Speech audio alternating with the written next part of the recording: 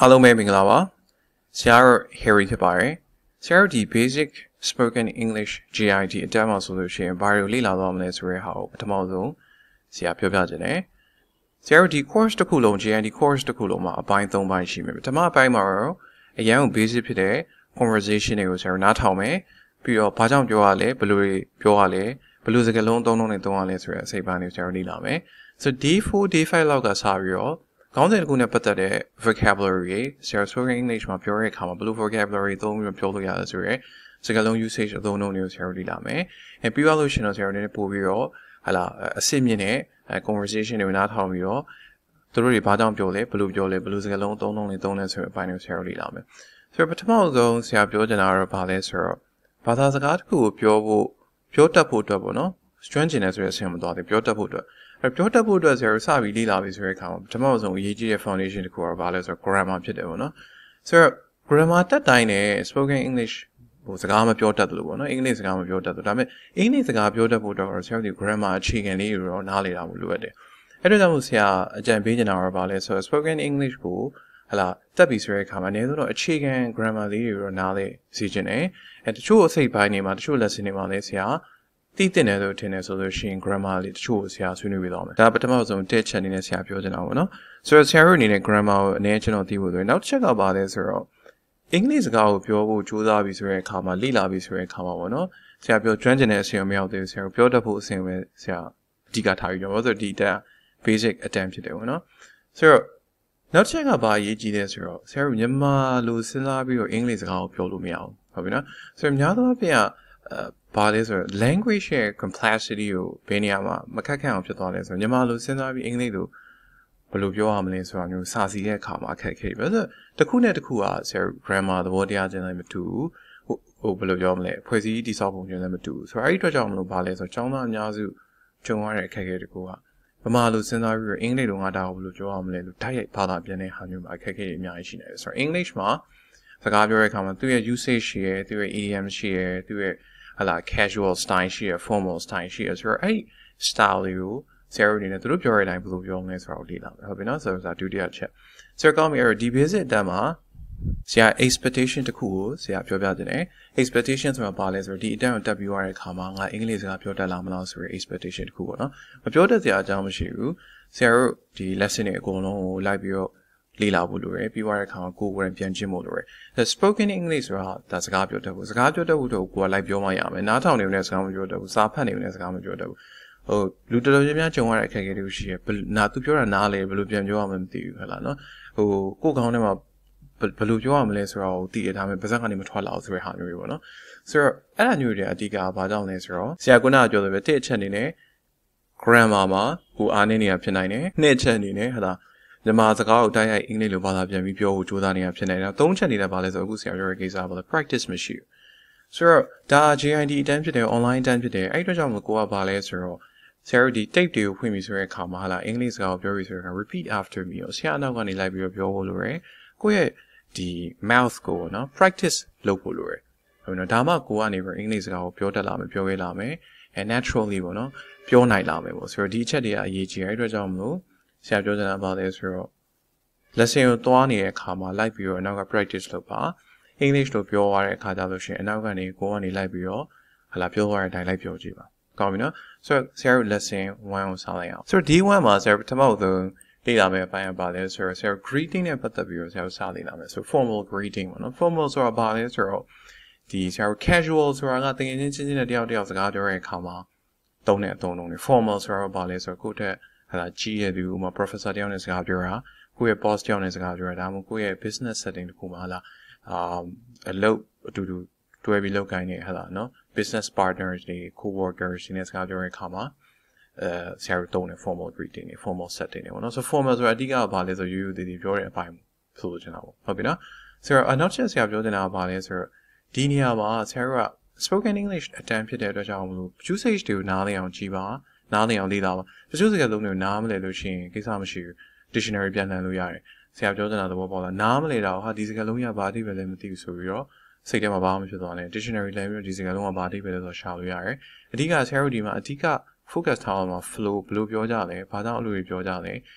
the American culture မှာဘယ်လိုရှိတယ် British culture မှာဘယ်လိုရှိတယ်အစရှိတဲ့အဲ့ဒီပိုင်းတွေဆရာတို့လေ့လာသွားမယ်ဟုတ်ပြီနော်ဆိုတော့ဒါတွေကိုလေ့လာနိုင်တဲ့အခါကျတော့ဆရာတို့အနေနဲ့သူတို့လိုပြောနိုင်မယ်ဟုတ်ပြီနော်ဆိုတော့ပထမဆုံး formal greetings ဆိုရဲ dialogue ကိုနားထောင်မယ်အဲ့တော့ဆရာ dialogue tape ကိုဖွင့်လိုက်မယ် Introductions and small talk. Formal greetings. Good morning, Professor Austin. How are you doing? Good morning, James. I'm doing well. And you?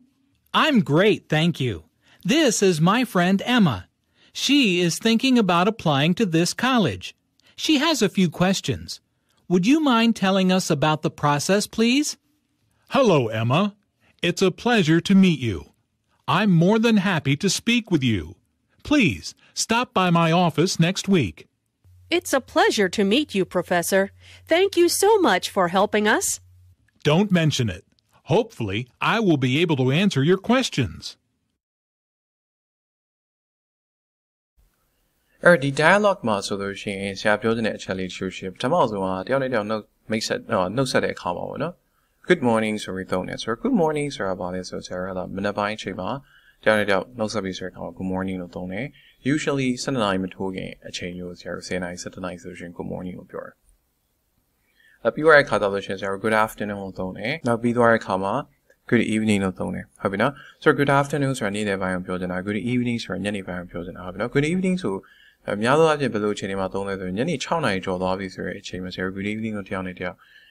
နှုတ်ဆက်ကြလိမ့်ရှိရပါတော့ဆိုတော့အများသောအားဖြင့်နေဝင်သွားပြီဆိုတဲ့အခါမှာဆရာ Good evening လို့ပြောတယ်တချို့အင်္ဂလိပ်စာစပြီးလေ့လာတဲ့အခါဆရာအဲ့ဒါဆို Good night ကရောညဘက်ဆိုနှုတ်ဆက်တာ Good night ဆိုတာနှုတ်ဆက်တာမဟုတ်ဘူး Good night ဆိုတာဆရာတို့ဒီပါလေတယောက်နဲ့တယောက်ဟာလာသွားတော့မယ်ဟာလာ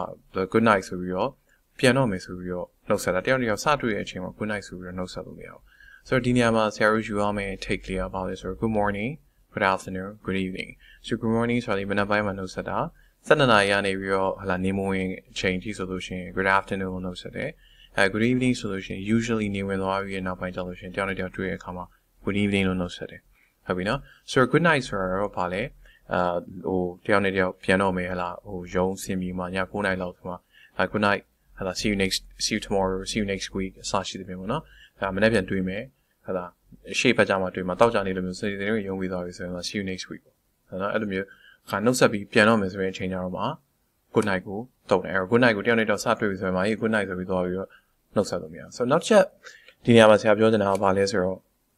ဆရာတို့နိုင်ငံသားမှာဟလာနော် US မှာပဲဖြစ်ဖြစ်ဟလာ Britain မှာပဲဖြစ်ဖြစ်ဘယ်နိုင်ငံမှာဖြစ်ဖြစ်ပေါ့နော်ဒီတယောက်နဲ့တယောက် formal နှုတ်ဆက်ပြီးဆိုတော့ပထမဆုံးစတွေ့ပြီဆိုတဲ့အချိန်မှာလက်ဆွဲနှုတ်ဆက်ပြီးတော့နှုတ်ဆက်ကြရရှိတယ်ဆိုတော့အဲ့ဒီခါမှာဘာလဲဆိုတော့nice to meet you လို့ပြောလို့ရှိရဆိုတော့များသောအားဖြင့်3စက္ကန့်4စက္ကန့်လောက်ပဲကြာတယ်တယောက်နဲ့တယောက်လက်ဆွဲနှုတ်ဆက်တယ်လက်ဆွဲနှုတ်ဆက်ပြီးဆိုတဲ့အခါကျလို့ရှိရင်လည်းတယောက်နဲ့တယောက်ဟလာလက်ဆွဲနှုတ်ဆက်တဲ့အခါမှာ firm handshake နော်ဘယ်လိုပြောမလဲတစ်ဖက်နဲ့တစ်ဖက်ကိုပေါ့နော်ကိုကနေလက်ဆွဲနှုတ်ဆက်တဲ့အခါမှာဘယ်လိုပြောမလဲ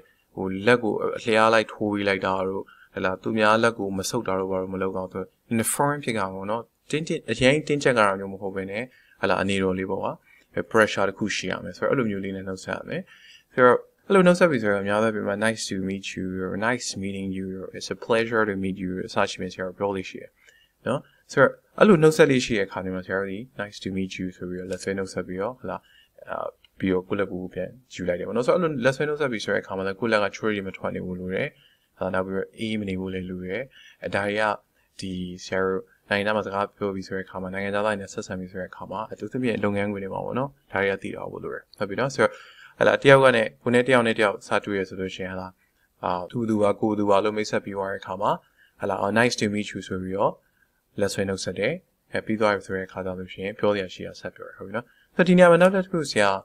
ပြောချင်တာလေးတစ်ခုရှိတယ်အဲ့ဒါဘာလဲဆိုတော့ don't mention it နော်ဆိုတော့ဒီနေရာမှာဆရာ line လေးမြင်နေတောင်းလိုက်ဆိုတော့ don't mention it ဆိုပြီးတော့ Professor Austin ကနေပြီးတော့ပြန်ပြောတယ်ဆိုတော့ don't mention it ဆိုတာဘာကိုပြောချင်တာလဲဆိုတော့ you are welcome နဲ့တူတယ်ပဲဆိုတော့တယောက်ကနေပြီးတော့ဆရာဒီ English culture မှာဆိုလို့ရှိရင်ကျေးဇူးတင်ပါတယ်လို့ပြောလိုက်ပြီးဆိုတဲ့အခါကျရပါတယ်ကိစ္စမရှိတော့ညီမနိုင်ငံမှာလည်းရှိရတာညီမ culture မှာလည်းရှိရအဘယ် culture မှာဆိုရှိပါရလားကျေးဇူးတင်ပါတယ်လို့ပြောလိုက်ပြီးဆိုတဲ့အခါကျတော့ရပါတယ်ကိစ္စမရှိဆိုတော့အဲ့လိုမျိုးပြောတဲ့အခါမှာ don't mention it လို့ပြောရတာပါလဲဆိုတော့so you are welcome လို့ပြောလိုက်တယ်ရပါတယ်ကိစ္စမရှိဘူး don't mention it လို့ဟလား no problem or happy to help လို့ဆိုတာဒီပါလဲဆိုတော့ informal ဖြစ်တယ် informal ဆိုတဲ့ဟာဒီဆရာ English ဘာသာစကားမှာအရင်ရေးကြည့်ရတဲ့ခုရှိပါဆို formal နဲ့ informal ပေါ့နော်ဆိုတော့တကယ်ချင်းတယောက်နဲ့တယောက်တွေ့ပြီဆိုတဲ့အခါကျတော့ရှင် informal ပြောလို့ရတယ်အခုဒီနေ့မှာ Professor Austin ကဘာလို့ဟလာဒီ Emma don't mention it လို့ပြောလိုက်တာလဲဆိုတော့ तू ကခေါ်ယူတဲ့အနေနဲ့ပြောလိုက်တာဟုတ်ပြီနော် so you're welcome ဆိုလို့ရှင် तू ကဟိုဘယ်လို Emma ကိုတိတ်ပြီးတော့ဟိုဘယ်လိုပြောမလဲမဖို့မြည်ဆက်ဆံတဲ့ပုံစံမျိုးပေါ့နော်ဆိုတော့ဒါ native တွေတယောက်စကားပြောတဲ့အခါမှာ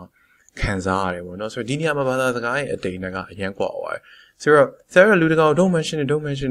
ဆိုပြီးလိုက်ပြောနေတယ်မျိုး you are welcome ဆိုပြီးလူတကောင်လိုက်ပြောနေတယ်မျိုးအဲ you are welcome လို့ပြောလိုက်ပြီးဆိုတဲ့အခါကျတော့တစ်ဖက်သားဟိုဒီလူကငါ့ကိုတိတ်ပြီးတော့မဆက်ဆံခြင်းလို့ပဲလားသူစီကိုငါလာပြီးအကူကြီးတောင်းတာသဘောမကျလို့ပဲလားလို့ထင်ကောင်းထင်ပါဆိုတော့အရင် formal ဖြစ်နေဆရာပြောတဲ့ဥပမာတကယ်ချင်းတယောက်နဲ့တယောက်ဟာလာဟဲ့ငါ့ကိုကူညီပြီးတော့ကျေးဇူးတင်ပါတယ်ကွာဆိုလို့ရှိရင်ဥပမာကိုကစားတန်ပြီးတန်နဲ့ပြန်ပြောတဲ့အခါမှာဘာဖြစ်ချင်တာလဲဆိုတဲ့ပုံစံမျိုးပေါ့နော်ဆိုတော့ဒီမှာဆရာဒီ language ကပါလဲဆိုတော့ဆရာဒီနေရာမှာနည်းနည်းလေးချိန်ယူလို့နေတာ language ကရေးတဲ့ဟာနဲ့မတူဘူးဆရာ grammar နဲ့မတူဘူး writing နဲ့မတူဘူး language မှာတယောက်နဲ့တယောက်ဟိုစကားပြောမှလို့ရှိရင်စစ်ပွဲတောင်ဖြစ်နိုင်တယ်ဟုတ်တယ်စကားပြောတတ်လို့ရှိရင်တမနာတောင်ဖြစ်တယ်ပါနော်ဆိုတော့ Obama ဟာ Donald Trump မျိုးဘာလုပ်နေရလဲဆိုတော့စကားပြောတတ်လို့သူတို့တွေစကားပြောပြီးတော့ဗာလေတမနာဖြစ်ဖို့တော့ကိုပြိုင်နေဆိုတော့ဒီ speaking လုပ်ပြီးဆိုတဲ့အခါကျလို့ရှိရင်အရင်ရေးကြည့်ရပါလေဆိုတော့ကိုယ့်ရဲ့ message ကိုဘယ်လိုပြောမလဲဘယ်လိုပေးမလဲဘယ်လိုပေးချင်တာလဲကိုပြောလိုက်တဲ့အခါဘယ်လိုခံစားချက်တွေရှိနေချင်တာလဲဆိုတော့အတိတ်နဲ့ဒီအများကြီးရှိရပါတော့ဆိုတော့အင်္ဂလိပ်စကားကိုပြောတတ်သွားပြီဆိုတဲ့အခါကျလို့ရှိရင်ဒါတွေသူကတော့တဖြည်းဖြည်းဖြစ်လာပါလိမ့်မယ်ဒါကိုသိပြီးတော့ဟာဆရာကျွန်တော်အဲ့ဒါတွေမသိဘူးဆိုပြီးတော့ဘာမှစိုးရိမ်စရာမလိုတဖြည်းဖြည်းနဲ့သိလာလိမ့်မယ်နော်ဆရာလည်းအတက်နိုင်ဆုံးတချို့နေရာတွေမှာဒါတွေကိုဖြည့်ဆွေပြီးတော့ဆွေးနွေးပြီးတော့ဟုတ်ပြီနော်ဆိုတော့ဒီနေရာမှာ don't mention it လို့ပြောတာဒီပါလေကိစ္စမရှိဘူးရပါတယ်ကိစ္စမရှိဘူး you are welcome ဆိုတာရပါတယ်အဲ့လိုမျိုးပေါ့နော်ဆိုတော့အစရှိတဲ့ပြင်ပေါ့နော်ဆိုတော့ဒီလိုမျိုး share ဆို don't mention it ဆိုတာဟာလာဆရာပြောလိုက်ပါလေ informally ရပါတယ်ကိစ္စမရှိပါဘူးလို့ပြောလိုက်တာဟုတ်ပြီနော်ဆိုတော့ဆရာဒီ dialogue ကိုတစ်ချက်ပြန်ကြည့်အောင်နော်ဆို James ကနေပြီး good morning ဆိုပြီးနှုတ်ဆက်လိုက်တယ် Professor Austin how are you doing ဟုတ်လား how are you doing ဆိုတာဒီပါလေနေကောင်းလားပေါ့နော်ဒီတိုင်းမိလိုက်ဒါဆို Professor Austin ကနေပါလေ good morning James I'm doing well and you ဟုတ်လား I'm doing well and you ဆိုတာငါကောင်းပါတယ်မင်းရောဒါဆရာတို့ပါလေယဉ်ကျေးမှုသဘောရဟုတ်လားသူကကိုနေကောင်းလားလို့မျိုးကိုကသူနေကောင်းပါတယ်မင်းရောနေကောင်းလားလို့မိလိုက်တာပေါ့နော်ဟုတ်လားဆိုတော့ casually ဟုတ်လားပြန်သွားနေရပါ share တယောက်နဲ့တယောက်ကြားရပါဆိုတော့လားကျွန်တော်လည်းကောင်းပါတယ်ဒါကျွန်တော်ရဲ့တကယ်ချင်း Emma ဖြစ်တယ်ဟုတ်လား this is my friend Emma she's thinking about applying to this college သူမကပါလေဒီ college ကိုဟုတ်လားရှောက်ဖို့သူမစဉ်းစားနေတယ် she has a few questions သူမမှာပါလေမိကုန်းရှိရှိ would you mind telling us about the process please all right so would you mind telling us about the would you mind ဆိုတဲ့နေရာလေးဆက်ပြောတယ်ဆိုတော့ James က the professor Austin ပြောရတဲ့နေရာမှာဆရာဒီနေရာမှာ would you mind လို့မသုံးမနေ can you tell us လို့သုံးလို့ရတယ်So can you tell us ဆိုလို့ရှိရင်ဘာလဲဆိုရိုင်းတော့ can you tell လဲမင်းကပြောပြနိုင်မလားလို့တကယ်ချင်းပြောတယ်လို့ဖြစ်သွားတယ် So would you mind ဆိုတာဒီဘာလဲဆိုတော့ formal လို့သုံးလိုက်တာဝင် Would you mind telling us about the process please ဒီနေရာ please လဲပါ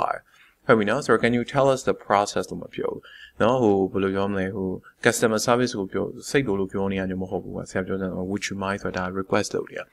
So Professor Austin ကနေပြီးဒီနေရာပါဆို Hello Emma ဟလာ Emma ကိုလှမ်းပြီးတော့သူနှုတ်ဆက်လိုက်တယ် It's a pleasure to meet you ဟလာမင်းတွေ့ရအောင်ဝမ်းသာပါတယ်ဆိုဒီနေရာမှာလက်ဆွဲနှုတ်ဆက်မှာလား It's a pleasure to meet you right လက်ဆွဲနှုတ်ဆက်မယ် I'm more than happy to speak with you ငါမင်းနဲ့စကားပြောရတာမင်းနဲ့စကားပြောဖို့အတွက်ကိုငါပျော်ရွှင်ပါတယ်လို့ပြောရမှုဒီနေရာမှာမင်းမေးချင်တာတွေကိုငါဖြေပေးဖို့အတွက်ကိုဟလာငါကူညီပေးပါမယ်လို့ပြောတယ်ဟလာ Please stop by my office next week ဆိုဒီနေရာမှာပါလဲဆိုရင်မင်းငါရဲ့ရုံးခန်းကိုဟလာရှေ့ဘက်မှာလာခဲ့လို့ရပါတယ်လို့ပြောကြတာဟုတ်ပြီနော်ဆိုဒီညမှာ Emma ဘာပြောလဲဆိုတော့ It's a pleasure to meet you Professor နဲ့တွေ့ရတယ်ဝမ်းသာပါတယ်ပေါ့နော် It's a pleasure to meet you ဟုတ်ပြီနော် Thank you so much for helping us right ငါတို့အကူအညီပေးတဲ့အတွက်ငါတို့မိကုန်းတွေငါမေးချင်တာတွေပေါ့နော်ဖြေပေးမယ်ဆိုတဲ့အတွက်လည်းအများကြီးကျေးဇူးတင်ပါတယ်လို့ပြောတာဖြစ်တယ်နော်ဆိုဒီမှာ Professor Austin ကနေပြီး Don't mention it ဟာဆရာကရှင်းပြခဲ့သလိုပဲကိစ္စမရှိရပါတယ်hopefully ဆိုတာဒီပါလဲဆိုတော့မျှော်လင့်ရတာပဲမင်းပါမေးသူပါမေးမလဲဆိုရယ်မိကုန်းနေသူပါမေးကုန်းနေမေးမလဲဆိုတော့ Professor Austin မသိဘူးအဲ့ဒါကြောင့်မင်းမေးမဲ့မိကုန်းနေရဲ့အဖြေကိုငါမှရှိမယ်လို့မျှော်လင့်ရတာပဲလို့ပြောချင်တာဖြစ်တယ်ဟုတ်ပြီနော်ဆိုတော့ဒီ dialogue လေးကဒါပဲဆိုတော့ဒီညမှာဆရာအဓိကပြောချင်တာပါလေ Good morning good afternoon good evening ဒါတွေသိတာဟုတ်လို့ရယ်နှုတ်ဆက်ပြီးဆိုရယ်အားသာလို့ရှိရင် good night နဲ့ဘယ်သူမှဆက်စားနေတွေ့ချင်းမှာ good night ဆိုပြီးတော့မလုပ်နဲ့နော် good night ဆိုတာပြန်တဲ့အခါမှာပြောတာဖြစ်တယ်တယောက်လမ်းခွဲပြီးဆိုတဲ့အခါမှာပြောတာဖြစ်တယ်ဟုတ်ပြီနော်ဆို good nightနောက်ချက်ကပါလဲဆိုဒီနေရာမှာ James ကနေပြီးတော့ Professor asked him ဟလာမင်းပြောပြနိုင်မလားဆိုတဲ့အခါမှာ can you လို့မသုံးတော့ would you mind လို့သုံးတာဟုတ်ပြီနော်ဆိုတော့ဒါရင်ကြည်ကြည် request လုပ်တာဖြစ်တယ်ကောင်းပြီဆိုတော့နောက်ထပ်ဆရာတို့ dialogue တစ်ခုကိုဆက်ပြီးတော့လေ့လာလိုက်အောင်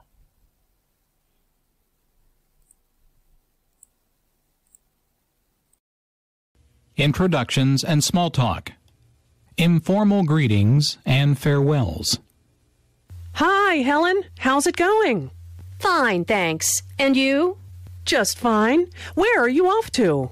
To the library. I've got a history exam next week and need to start studying. Ugh. Oh, no. Well, I'll see you later then. Good luck. Thanks. See you later. ကောင်းပြီဆိုတော့ဒီ dialogue မှာနည်းနည်းဆရာတို့လေ့လာလိုက်အောင်ဆိုတော့ Hi Helen how's it going Hi ဆိုတာဒီပါလေဆိုတော့တယောက်နဲ့တယောက်ဟလာ informally တွေ့ပြီးနှုတ်ဆက်တယ်တကယ်ချင်းတယောက်နဲ့တယောက်တွေ့ပြီးဆိုတော့ကျောင်း campus ထဲမှာသွားနေတယ် Hi တော့ဟာတကယ်ချင်း Hi ပေါ့နော်ဆိုတော့ Hi ဆိုပြီးနှုတ်ဆက်တယ် How's it going ဆိုတာဒီပါလေဆိုတော့ How are you လို့ပြောရတဲ့အတူတူပဲဟုတ်ပြီနော် How's it going ဆိုတာဒီ How are you လို့ပြောတယ်ဒါပေမဲ့တကယ်ချင်းတယောက်နဲ့တယောက်တွေ့တဲ့အခါမှာ How are you ဆိုပြီးပြောကြရမလို့ Hey how's it going အဲ့ဒါမျိုးဆိုတော့ဟာဘလို့အချိန်ရှိတယ်ပေါ့ဟာဘာရှိတယ်လားအဲ့လိုမျိုးပေါ့အချိန်ဘလို့လဲပေါ့အဲ့လိုမျိုးမေးလိုက် How's it going ဟာလားနော် Fine thanks and you ဆိုတာ fine ဆိုတော့ဟာလား okay ပါရယ် thanks မေးတဲ့အတွက်ကျေးဇူးတင်ပါတယ် and you ဆိုတာနေရောအချိန်ဘလို့ရှိတယ်ဆိုတော့ဒီနေရာမှာ Jane ကပြန်ဖြေတာတော့ကြည့် just fine ဆိုတာဒီပါလေအဆင်ပြေအောင်လေးပဲပေါ့နော်error where are you off to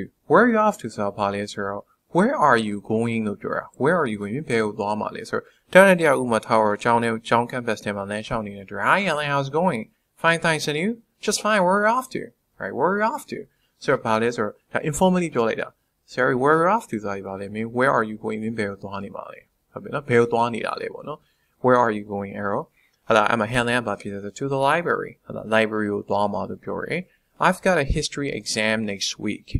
I need to start studyingဟုတ်လားနော်ဆိုတော့ရှေ့ဘက်မှာငါ history တမိုင်းဆောင်းဝဲရှိရယ်ဟလာအဲ့တော့အခုချိန်ကစပြီးတော့ငါစပြီးတော့စာလုပ်ဖို့လိုတယ်လို့ပြောချင်တာဖြစ်တယ်အဲ့ဒီနေရာမှာဆရာတို့တစ်ချက်ကြည့်ရအောင် Where are you off to ဆို Jane ကမေးတဲ့အခါမှာ Helen ကနေပြီး to the library လို့တန်းဖြေလိုက်တယ်ဆိုတော့ဒီနေရာမှာဆရာဘာကိုပြောချင်တာလဲဆိုတော့ရေးတဲ့ English နဲ့ပြောတဲ့ English နဲ့မတူဆိုတဲ့နေကိုဆရာ point out လုပ်ချင်တယ်ဆရာရေးပြီဆိုလို့ရှိရင် I am going to the library I'm going to the library ဟာလား I am going to the library ဆိုပြီးဆရာရေးဒါပေမဲ့ဘာသာစကားပြောပြီးဆိုတဲ့အခါကျတော့ရှင် to the library ဘာလို့ဆိုတော့ Jane က maybe where are you off to မင်းဘယ်ကိုသွားနေ to the library ငါ library ကိုသွားနေဟာလားအဲ့တော့ဟို I am going ဆိုတာထည့်စရာမလို I am going to the များသောအားဖြင့်ဆရာဒီ spoken English ပေါ့နော် spoken English ကိုတေချာ practice မလုပ်ဘဲနဲ့အင်္ဂလိပ်စကားပြောတာကိုရေးတဲ့ပုံစံအတိုင်းပြောကြတဲ့အခါမှာအဲ့လိုမျိုးကြီးပြောကြတယ် where are you off to ဆိုတော့ I am going to the library But you don't need to say that. You just need to say, well, to the library. You don't need to say, I'm going to the library. It's not necessary. No, malu apu. Hope you know. Okay. So the spoken English course မှာဆရာအတတ်နိုင်ဆုံး English လို့ပြောသွားမယ်အဓိကဘာလဲဆိုတော့ like ပြီးတော့နားထောင်ပြီးတော့ကိုယ်တိုင် like ပြီးတော့ပြောလို့ရတယ်။နောက်ဆရာ tape script တွေဖွင့်ပြီးဆိုတဲ့အခါကျလို့ရှိရင်ဖြစ်နိုင်ဆိုလို့ရှိရင်အနောက်ကနေကိုယ် like ပြောကြည့်ပေါ့နော် So okay အဲ့တော့ဆက်ပြီးကြည့်အောင်ဆိုတော့ oh no ဟာ oh no ဆိုတာဘာဆိုတော့ somewhere ရှိရပေါ့နော်oh no ပေါ့ဒါ teenager တွေစကားပြောတဲ့ပုံစံမျိုးပေါ့ oh no ဟာတေးပြီးဆရာပေါ့လို့မျိုးဟုတ်လား well I'll see you later then ဆိုတော့ဘာလဲ well ဆိုတာဒီဘာလဲမင်းစာမွေးရှိတာဖြစ်တဲ့အတွက်ကြောင့်မလို့ဟုတ်လားငါမင်းနောက်မှပဲတွေ့တော့မယ် well ဟုတ်လားနော်ဆိုတော့ဒီနေရာမှာဘာလို့ဆိုချင်တာဆိုဥမာ Jane ကနေပြီးတော့ဟုတ်လား Helen နဲ့တွေ့တဲ့အခါမှာသူက coffee ဆိုင်အတူတူသွားထိုင်မလားလို့မေးချင်မေးမယ်ပေါ့နော်သူစိတ်ထဲမှာရှိတယ်ဒါပေမဲ့ဟုတ်လား Helen ကနေပြီးတော့သူ library ကိုသွားမလို့သူစာမွေးရှိတယ်ဆိုတဲ့အခါမှာ Jane ကနေ well I'll see you later then ဟုတ်လားOkay အဲ့ဒါဆိုလို့ရှိရင်ငါမျိုးနာမည်တွေ good luck ဆိုတာဒီပါလေကံကောင်းပါစေပါလား Sorry Helen ကနေပြီးတော့ပါလေ Thanks ကျေးဇူးတင်ပါတယ် See you later ဆိုတာဒီပါလေ Sorry goodbye လို့ပြောရတဲ့အတူတူပဲဟာ See you later ဆိုတာ Sorry informal ပြောတာပေါ့နော် See you later ဟုတ်ပြီနော် So okay အဲ့ဒီ dialogue မှာဆရာတို့ရမယ် information လေးတွေဒါပဲဆိုတော့စကားပြောတဲ့ English နဲ့စာရေးတဲ့ English နဲ့မတူပါဘူးဆရာတို့ဟလာဟိုဘယ်လိုပြောမလဲဝတ္ထုထဲမှာတော့မှဟလာဝတ္ထုတွေကစကားလုံးတိုင်းကိုဆရာရုပ်ရှင်ပြန်ရလို့မရဘူးဆိုတော့ okay အဲ့ဆရာပြောနေတာဒါလေးတွေမှတ်ထားဖို့လိုတယ်။ဒါမှမဟုတ်ဆရာနောက်ထပ် dialogue တစ်ခုဆရာဆက်ပြီးလေ့လာလိုက်အောင်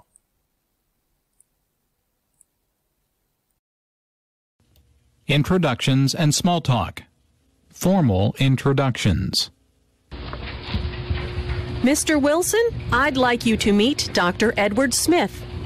It's nice to meet you, Dr. Smith. Pleasure to meet you too. Dr. Smith is an economist. He just finished writing a book on international trade. Oh? That's my field too. I work for the United Nations. In the development program by any chance? Yes. How did you guess? I've read your articles on technical assistance. They're excellent.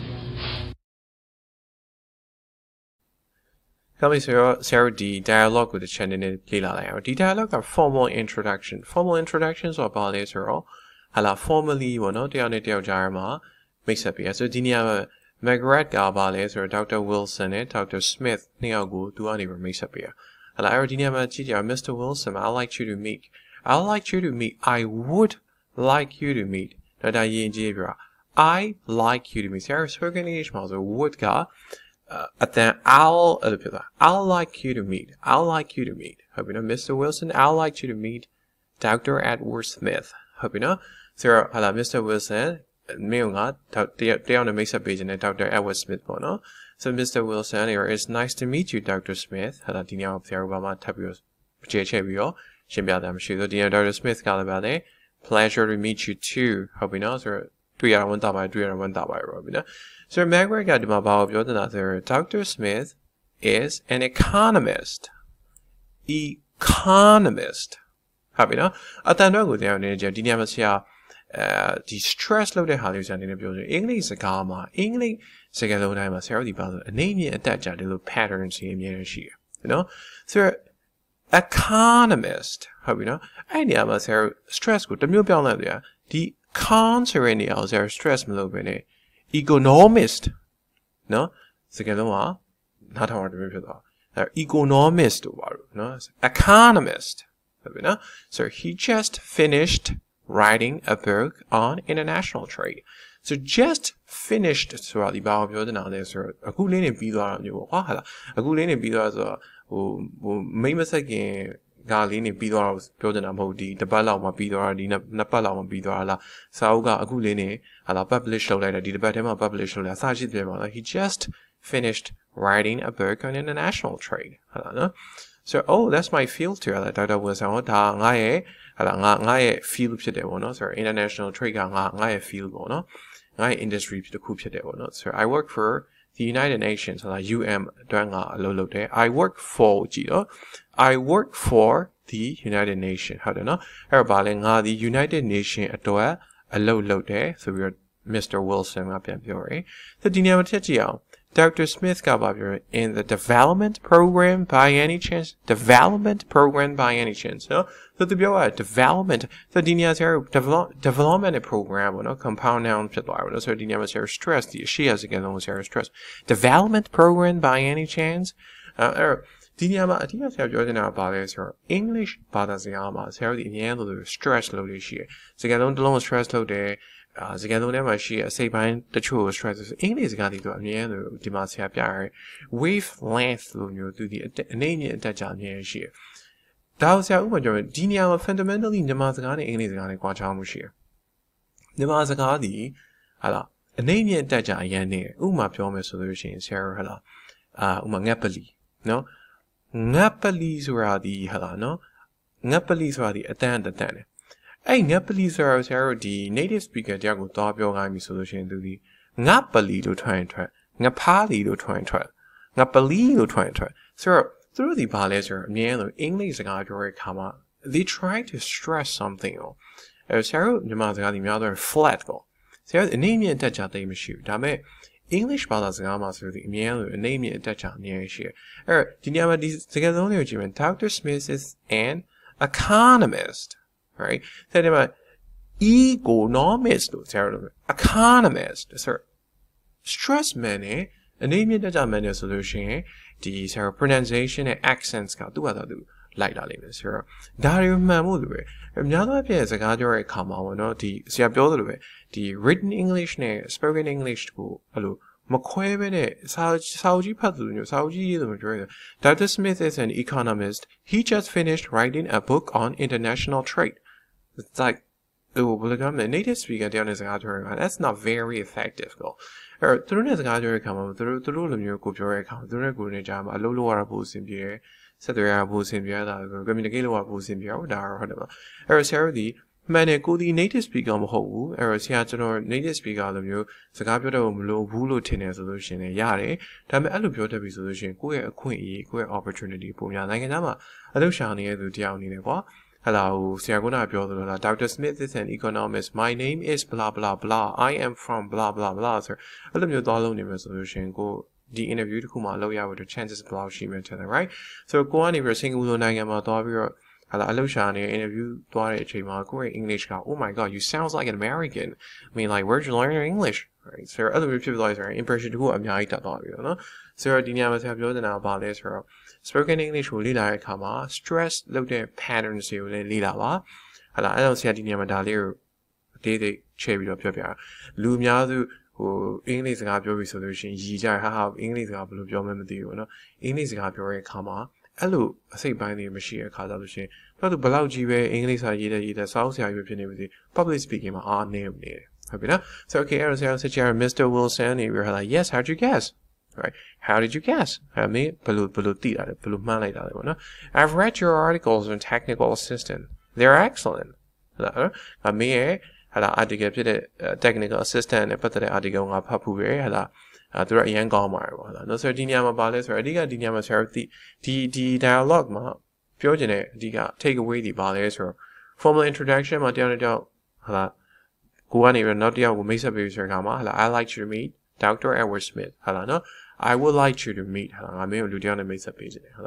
People I come English got your research, stress locally, Lure, Along, Yamazagabio to Biolo Miao, the Mazagabio to the dialogue with Sarah Bioji Mother. Mr. Wilson, I would like you to meet Dr. Edward Smith. It's nice to meet you, Dr. Smith. Pleasure to meet you too. Dr. Smith is an economist. He just finished writing a book on international trade. Believe me, it sounds so, I don't know, stiff. Now, so Seattle to Chinua, English I spoke exactly like that. Any Sarah like it, Sarah did it's like who the Kali Sarah Sabi English Sabi the Naganama Lolo and Chimara, Tina Bada D English, who Napionia, many Abel, Siaguna, economist, or Sarah, economist, like to name the power bills and all that. That's her. The Gabio is very common, naming that job pronunciation, accents, and no, sir, I didn't put the visa now, anyone in a PP with all. But anyway, no, sir, the formal introduction dialogue or global Sarah Sabio Lila. Not the dialogue to cool Sarah Sabi Lila, me. Okay, sir, not the dialogue to cool Sarah Dollar. Okay, so tapes Google put yame, the channel not telling, I'll be in Sarah down in the Siapiam your ship, no? Introductions and small talk. Informal introductions. Who's the tall woman next to Barbara? That's her friend, Mary. Didn't you meet her at Steve's party?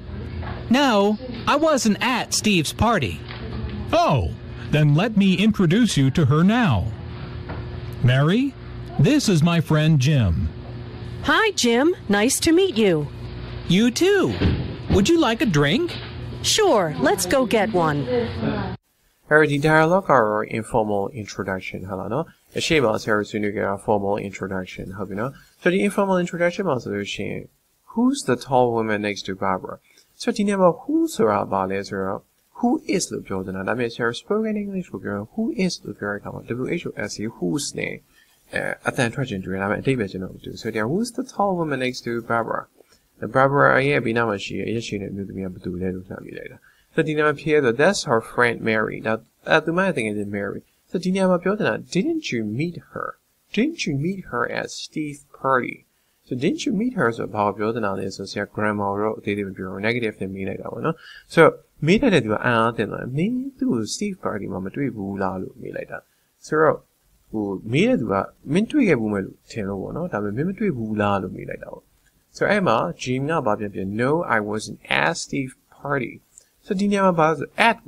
stress of Jordan. So the name about the stress of that answer, Jim, the Steve Birdie, Machige, I wasn't there. I wasn't there the building at the at goes stressed of that. And now it's her proposition it was stressed of the machines and have your come But yeah, this is the point where Paulo at goes stressed of that answer. So Emma, oh, then let me introduce you to her now. Mary, this is my friend Jim. So the Mesa be a comma down at the Alpha. Mary, this is my friend Jim. Informally ဆရာတို့မိတ်ဆက်ပေးတာအဲ့တော့များသောအားဖြင့်ဒီနေရာမှာဆိုလို့ရှိရင်ဘာပြော Mary, this is my friend Jim. Jim, this is Mary. နော်အဲ့လိုနှုတ်ဆက်ပေးတယ်ဒါပေမဲ့ဒီနေရာမှာအဲ့လိုမျိုးဖြစ်သွားမှလည်းဘာလို့ Mary, hi Jim, nice to meet you. So Mary ကနေပြီးတော့ဟလာဟိုခုနက Mary, this is my friend Jim. Jim, this is my friend Mary ဆိုရဲဟောမပြောရသေးရင်မှနေ Mary ကနေပြီး hi Jim ဆိုပြီးတော့ချက်ချင်းနှုတ်ဆက်လိုက်တယ် nice to meet you တွေ့ရအဝမ်းသာပါတယ်ပေါ့နော်ဆိုတော့ဒီမှာ Jim က you too ဟလာ would you like a drink နေတခုတောက်ချင်တာပေါ့နော်ဟိုမှာအေးတောက်ချင်တာပေါ့ would you like a drink ပေါ့နော်အဲ့တော့ Mary ကဒီနေရာမှာပြောတယ် sure ဆိုတာဒီပါလဲဆိုတော့ yes နဲ့အတူတူပဲဆိုတော့ sure ဒီပါလဲအဲ့တော့ဆရာပြောနေတာဘာလို့ဒီဟာလေးကိုဆရာပြောရလဲဆိုတော့တစ်ချိန်လုံးဆရာတို့ဒီခါ yes နဲ့ပြောနေတဲ့အခါမှာ English မှာဘာဟိုဘယ်လိုပြောမလဲစကားလုံးအသုံးနှုန်းနေတာပေါ့နော် vocabulary နဲ့အဲ့တော့ဒီခါလေးတော့ sure တော့ဘာလို့သုံးရအောင်သိကြတာပေါ့သိရပါလားဆရာတို့သုံးပြီးဆိုတဲ့အခါ sure let's go get one sure သိကြတာ yes of course right let's go get one တခုသွားတော့အောင်ပေါ့ဟုတ်လားနော်ဆိုတော့အဲ့လိုမျိုးပြောနေတာဖြစ်တယ်ဆိုတော့ဒီမှာတော့ဘာမှသိပြီးတော့ကြီးကြီးမားမားလေ့လာပြမရှိပါဘူးเนาะ informal introduction မှာ thumb error fair enough ထက် dialogue တခုကိုလေ့လာလိုက်အောင်နော် Introductions and small talk. What time is it? What time is it? We're going to be late. It's 7:15. We're on time. Don't panic. But I thought we had to be at the restaurant by 7:30 for the surprise party. We'll never make it there with all this evening traffic. Sure we will. Rush hour is almost over. Anyway, the party starts at 8. But I do need help with directions. Can you call the restaurant and ask them where we park our car? Come here, the dialogue ကိုဆရာကြည့်မယ်ဆိုလို့ရှိရင်ဒီ dialogue ကအချိန်နဲ့ပတ်သက်ပြီးတော့ပြောရတဲ့ dialogue လေးတစ်ခုဖြစ်တယ်ဟုတ်ပြီနော်ဆိုတော့ဒီ dialogue မှာ what time is it ဘယ်အချိန်ရှိပြီလဲ We're going to be late ငါတို့နောက်ကျတော့မှာပဲ It's 7:15ဒါပါလဲဆိုတော့ 7:15ဟုတ်နော်9:15မိနစ်ကိုပြောချင်တာ So we're on time ငါတို့မှာငါတို့ဒီပါလဲအချိန်မီပါသေးတယ်ပေါ့နော် Don't panic So ဒီနေရာမှာ don't panic ဆိုတဲ့နေရာမှာအချိန်တယောက်ကနေပြီးတော့အချိန်နဲ့ပတ်သက်ပြီးလောနေဆိုတော့နောက်ကျတော့မှာ Don't worry don't stress we're fine we'll be on time စသဖြင့်ဆရာပြောဆို don't panic ဘာမှသိပြီးတော့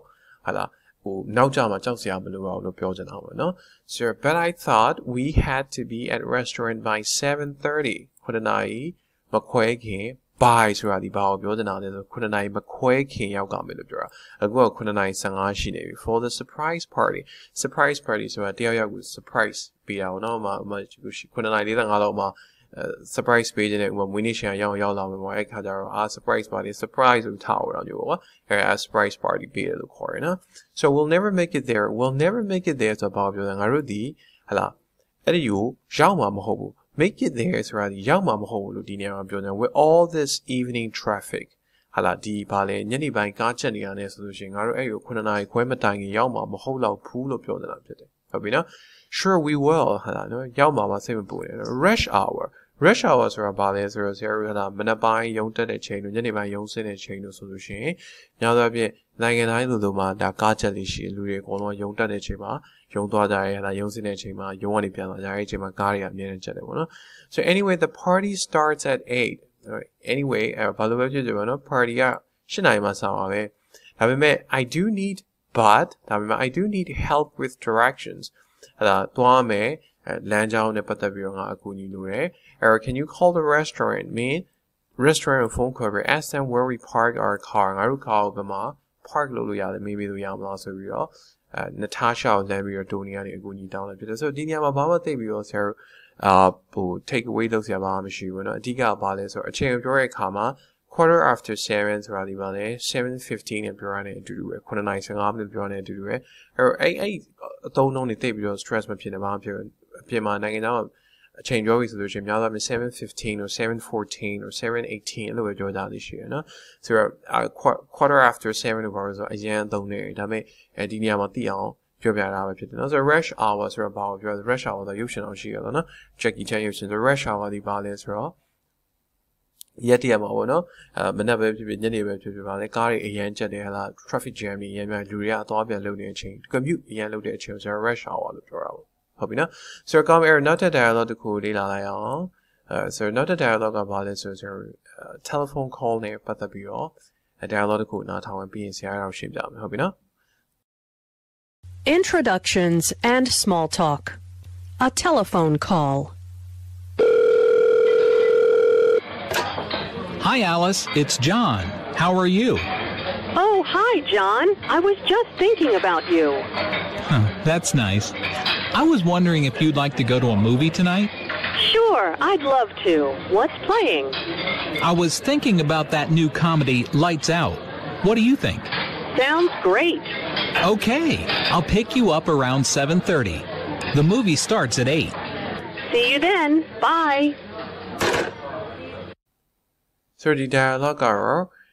telephone call နဲ့ပတ်သက်ပြီးတော့ဟလာ Isabel ပြောပြရတဲ့ dialogue တစ်ခုဖြစ်တဲ့ ဖုန်းပေါ်မှာစကားပြောတဲ့အခါမှာလို့ပြောလို့ရှိတယ်ပေါ့နော်ဆိုတော့ဒီမှာ Hi Alice, it's John. How are you? ဆိုတော့ John ကနေဖုန်းဆက်တဲ့အခါမှာ Alex ကို Hey ငါကတော့ John ပါလို့ပြောဒီနေရာမှာဆရာပြောနေတာဒီခုက it is ကိုနည်းနည်းပြောနေတယ်ဆိုတော့ it is ဒီဘာလဲဆိုတော့ I am လို့ပြောရတဲ့အတူတူပဲဟုတ်ပြီနော် I am John လို့ပြောရတယ်တူတူပဲဆိုတော့ဘာလို့ဆရာတော်ပြောရတယ်ဆိုတော့များသောအားဖြင့်ဆရာတို့တင်တဲ့အခါကျလို့ရှိရင်ပေါ့နော်ဟိုတက်မဲ့တွေကိုပြောတဲ့အခါမှာ IT နဲ့တွဲသုံးတယ်ဆိုတော့ဒီနေရာမှာ John ကြီးကတက်ရှိပါလို့ it is ဆိုပြီးတော့သုံးတာလေပေါ့နော်ဆိုတော့ it is ဒီနေရာမှာပါလဲ I am လို့ပြောရတဲ့အတူတူပဲဆိုတော့ဒီ written English နဲ့ spoken English နဲ့ quarterly ရှိတယ် it's John ဟာလားအခုပြောနေတာ John ပါပေါ့နော် so hi John I was thinking about you oh hi John ဆိုတာဒီပါလေဒါ informally ပြန်ပြီးတော့နှုတ်ဆက်လိုက်တာ for မှာ John နဲ့Alex နဲ့အခုမှတည်ရတူမဟုတ်ဘူးရင်တော့နေတည်တာလည်းဖြစ်ပါနော် so I was thinking about you ငါမင်းကြောင့်အခုပဲစဉ်းစားနေတာပေါ့နော် so that's nice ဟာလားအရင်ကောင်းပါရဲ့ I was wondering ဒီညလေးစနေတယ်ပြော I was wondering if you would like to go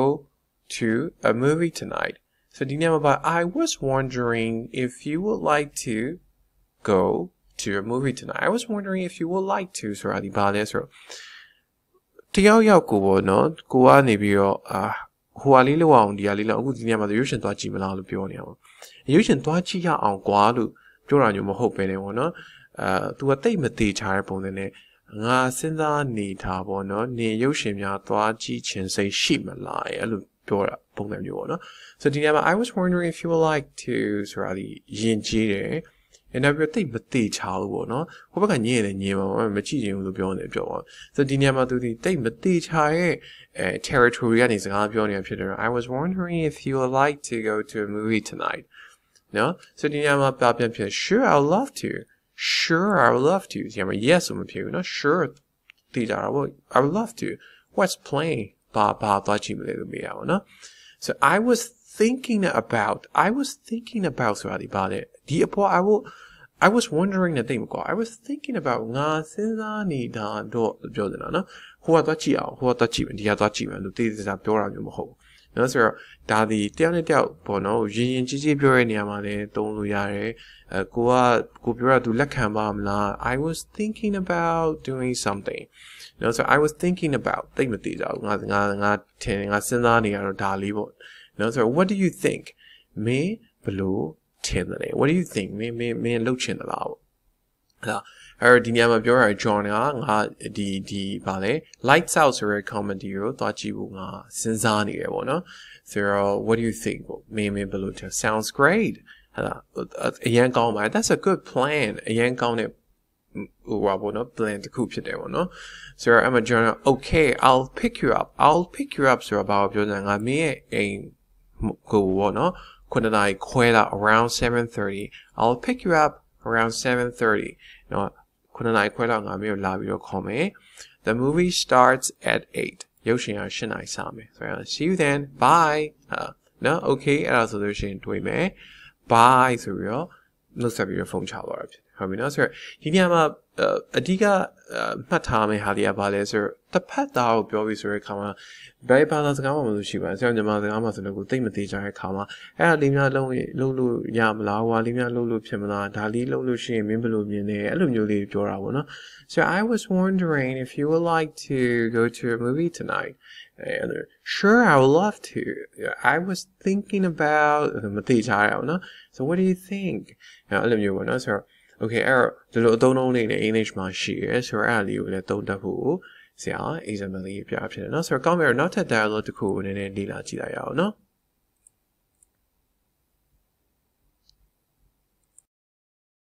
Introductions and small talk. Can you say that again? Hello? Hi, Stephanie. How are things at the office? Hi, Luke. How are you? Can you please stop and pick up extra paper for the computer printer? What did you say? Can you repeat that, please? Did you say pick up ink for the printer? Sorry, the phone is cutting out.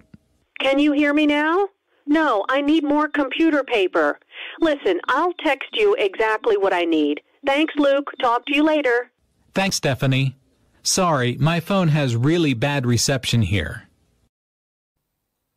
ကောင်းပြီဆိုတော့ဒီ dialogue မှာဘာကိုလေ့လာလို့ရမလဲဆိုတော့နော်ဖုန်းပေါ်မှာစကားပြောတဲ့အခါမှာလားအတန်မကြားရဘူးဟုတ်လားနော်အတန်အရန်တိုးနေတယ်ဒီမှာဖုန်းလိုင်းမကောင်းလို့ဆရာ English ကိုဘယ်လိုပြောမလဲဆိုတော့အဲ့ဒီဘိုင်းတွေကိုဒီ dialogue မှာဆရာတို့လေ့လာမှာဖြစ်တယ်ဟုတ်ပြီနော်ဆိုတော့ပထမဆုံးကြည့်နေတာကဘာလဲဆိုတော့စကားပြောပြီဆိုတဲ့အခါမှာဟိုကနေပြီးတော့ဥမာမကြားရဘူးတခုခုဟဲ့လားနော်နားမလဲဘူး request လုပ်တယ်ဟဲ့လားပြန်ပြောပေးပါလားဟဲ့လားဘာပြောချင်တာလဲဆိုတော့အဲ့လိုမျိုးပြောပြီးဆိုရင်ကဖုန်းပေါ်မှာဆိုလို့ရှိရင်ဘယ်လိုပြောလို့ရလဲဟဲ့လားဆရာ excuse me ဆိုပြီးသုံးလို့ရတယ်ဟိုဒါမှမဟုတ်ရှင်ဟဲ့လားဒီမှာသုံးခဲ့တယ်ပဲ I can't hear you I can't hear you ဆိုရင်ညမှာ can't ကို stress လုပ်အောင်ဆိုတော့ I can't hear you နော်ဆိုတော့ I can't hear you နောက်ပြီးတော့တကယ်လို့ပေါ့နော်စကားပြောနေတဲ့လူကိုတက်ပို့ပြီးတော့ဟလာဥမာယာရိုးကြီးရဲ့သူကို boss တို့ပါတော့အစားရှိတယ်ဆိုလို့ရှိရင်ဆရာ formal အနေနဲ့ပြောရတဲ့အခါမှာ I'm sorry ဟလာ I beg your pardon အဲ့လိုမျိုးဆရာရင်ကြီးနဲ့သူ့ကိုပြန်ပြောပြပါလားလို့ဆရာပြောလို့ရဘာပြောရလဲမကြားလိုက်ဘူးပေါ့နော်နောက်တစ်ခုကိုဟလာစကားပြောရတဲ့အခါမှာဆရာအနေနဲ့ဒီမှာဆိုလို့ရှိရင်ပါလေ Can you repeat that please ဟလာနော်မင်းပြန်ပြောပြလို့ရမလားဟလာမင်းဘာပြောလိုက်တာလဲငါမကြားဘူး What did you say? Can you repeat that please? So can you repeat that please ဆိုတာဘာလဲမင်းပြောလိုက်တာမကြားလို့ငါ့ကိုပြန်ပြီးတော့ပြောပြပါလားလို့ပြောတာအဲ့ဒီနေရာမှာဆရာတခြားဘလို့စကားလုံးတွေသုံးလို့ရမလဲဆို Can you မှာထားပါစာလုံး English မှာနော်ဖုန်းပေါ်မှာများသောအားဖြင့်ပြောရတဲ့အခါမှာဘာမျိုးကြီးကြောင်းလဲဆိုစာလုံးပေါင်းပြရတာမျိုးရှိတယ်နော်ဥမာ David ဆိုလို့ရှိရင်ဟလာ David ကိုဘယ်လိုပေါင်းရလဲဟလာအဲ့လိုဘယ်လိုပေါင်းရလဲဆိုတော့ဆရာ English ကိုပြောမယ်ဆိုလို့ရှိရင် Can you spell that for me ဆိုတာမျိုးဒီဆရာဒီပါလေဟလာမင်းအဲ့စာလုံးဘယ်လိုပေါင်းလဲငါ့ကိုစာလုံးပေါင်းပြလို့ရမလားဆိုလို့ရှိရင်ဒါတစ်ဖက်ကနေပြီးဖုန်းဆက်တဲ့အခါမှာ DAVID David ဟလာအဲ့ David ဆိုတော့ပြောမယ်ဆိုတော့ဒါကတည်းကကြားလို့ရှိရင်ဖုန်းမှာများသောအားဖြင့်ပေါ့နော်ဆရာအနေနဲ့ဟလာ तू ကပြောလိုက်ပြီဆိုရင်လည်းဆရာစာလုံးပေါင်းတဲ့အခါမှာမှားသွားမှာဆိုရတဲ့အတွက်ကြောင့်မလို့ဖုန်းပေါ်မှာညံလို့ Can you spell that for me please အဲ့လိုပြောလို့ရှိရနော်ဆိုတော့ကောင်းပြီအဲ့ဒီနေရာမှာအဓိကပြောချင်တာတော့ဘာလဲဆိုတော့ cutting out ဆိုတာတော့ဘာလဲဆိုတော့ပြတ်တောင်းဖြစ်နေရတယ်ဆိုတော့ညီမတို့ပြောတဲ့သဘောတရားမျိုးတက်ရောက်တယ်ပေါ့နော် Sorry the phone is cutting out ဆိုပြတ်တောင်းဖြစ်နေတယ်နင်ပြောတော့ငါမကြားရဘူးပေါ့နော်ဆိုတော့ဒီနေရာမှာ Stephanie ကဘာပြန်ပြောလဲဆိုတော့ Can you hear me now ငါပြောတော့ကြားပြီလား No I need more computer paper ငါလိုနေရပါလေ computer ဒီ printer မှာသုံးတဲ့ A4 paper ကိုပြောတာပေါ့နော်So listen ဆို listening ဆိုတဲ့နေရာမှာဒီနေရာဆရာတစ်ချက်ရှင်းပြနေတာပါလေသူပြောနေတာ listen နားထောင်ဘာမှမပြောနဲ့ဟိုအမိန့်ပေးတာမျိုးမဟုတ်ဘူးအတန်မကြားတော့ကြောက်လို့နင်ပြောလိုက်ငါပြောလိုက်လို့မျိုး Listen I will test you exactly what I need I will test you exactly what I need ဆိုတာငါနဲ့ဖုန်းမပြောတော့ဘူးဟလာငါဘာလို့လဲဆိုတော့နင်က test message ပို့လိုက်မယ် SMS ပို့လိုက်မယ်လို့ပြော Thanks Luke talk to you later ဆိုတာဘာလဲဆိုဆရာဒီ See you later ဘာလို့လဲအတူတူပဲဟလာမျိုးနောက်ပါပဲငါပြောတော့မယ်ဟလာနော်အဲ့ဖုန်းချကနေတော့ talk to you later ပြောလိုက်တာ So the look out ဘာပြောလဲဆို Thanks Stephanie ဟလာSorry my phone has really bad reception here bad reception ဆိုတာဘာလဲဆိုဖုန်းလိုင်းမကောင်းတာကိုပြောတာဟုတ်ပြီနော်ဆိုတော့ဟိုမှာဆရာတို့စကားပြောနေနေဟလာတက်လီကားရဲ့ဝင်သွားတာ That's bad reception နော်ဟိုမှာ underground ယထာစီနေတဲ့အခါမှာဆရာတို့တန်တော်ရဲ့ဝင်သွားတဲ့အခါမှာဖုန်းလိုင်းမမီတော့ That's bad reception ဆိုတော့အဲ့လိုဖြစ်သွားပြီဆိုတဲ့အခါမှာဆရာတို့ဒီနေရာမှာ bad reception ရှိရလို့ပြောလို့ရတယ်အဲ့တော့ဖုန်းလိုင်းမကောင်းလို့ပြောရဖြစ်တယ်ဟုတ်ပြီနော်ဆိုတော့ကောင်းပြီအဲ့တော့နောက်ထပ် dialogue တစ်ခုလေးလာလိုက်အောင်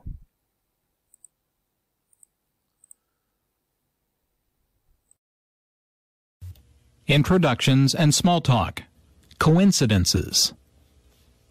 Well, hello there, Julia. Long time no see. Meg, hi! What a coincidence! I haven't seen you in ages. What are you doing here? I just got a new job in the city, so I'm shopping for some clothes. Hey, what do you think of this shirt? Well, you know how much I love blue. See? I've got the same shirt.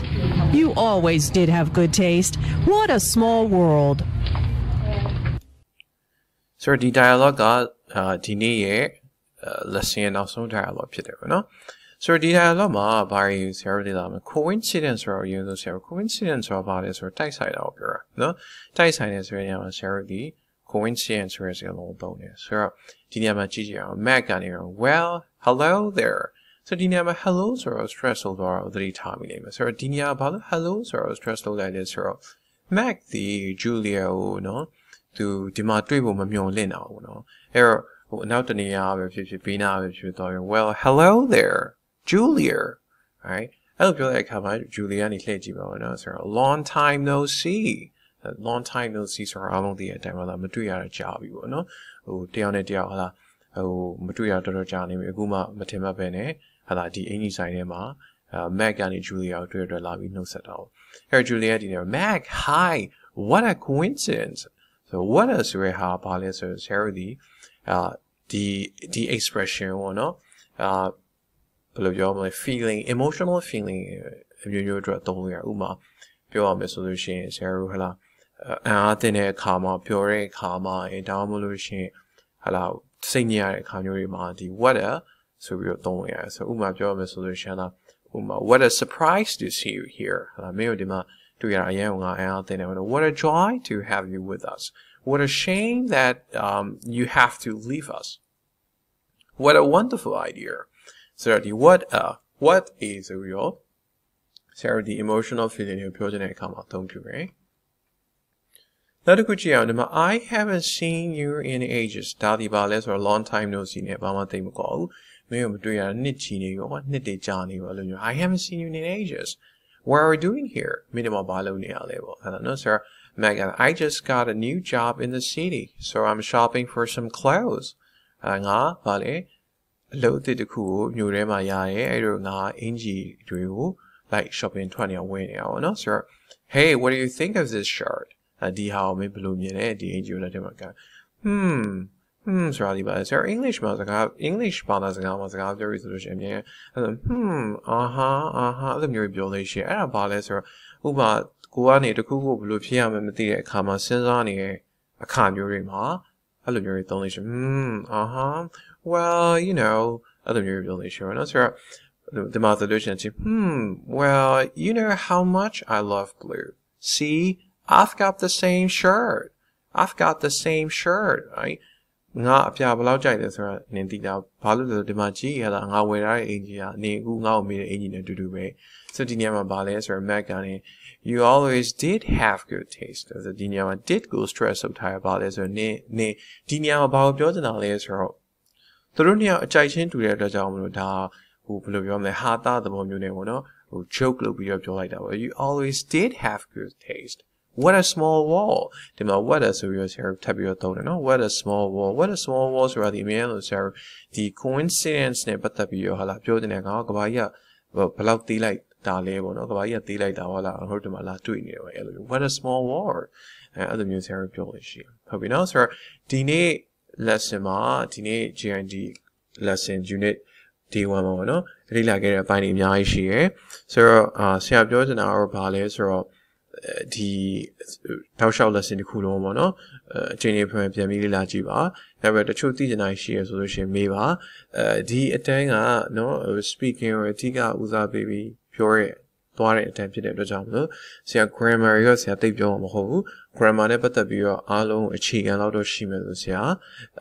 ဟို expectation တခုထားရပါတော့ဆိုတော့ဒီလို grammar နဲ့ပတ်သက်ပြီးတော့အခြေခံနေတင်လာခြင်းနဲ့ solution ဆရာလောက်ထားတဲ့အခြားအတန်းGID တန်းတစ်ခုရှိပါတယ် basic GID grammar အတန်းပေါ့နော်ဆိုတော့အဲ့ဒီအတန်းကို try လို့ရတယ်ဆိုတော့ဒီ course တစ်ခုလုံးမှာဆရာ grammar တွေကိုအသေးစိတ်ကြီးဒါရဲ့ adjective ဒါရဲ့ adverb တွေပါပြောရပါဆိုဒီနေရာမှာဆရာအဓိက focus ထားပြီးတော့ပြောသွားမယ့် area ဘာလဲဆိုတော့ usage တွေနဲ့ patterns တွေနဲ့ and နောက်ပြီး pronunciation တွေ and နောက်ပြီးတော့ဘယ်လိုမျိုးတယောက်နဲ့တယောက်ပြောတဲ့အခါမှာယဉ်ကျေးမှုတွေ culture တွေဘာတွေအစရှိသဖြင့်အပိုင်းတွေကိုဆရာအဓိကထားပြီးဆွေးနွေးသွားမှာဖြစ်တယ်ဟုတ်ပြီနော်ဆိုတော့ကောင်းပြီဒီနေ့အတန်းကတော့ဒီလောက်ပဲဆိုတော့ဆရာအားလုံးကိုကျေးဇူးတင်ပါတယ်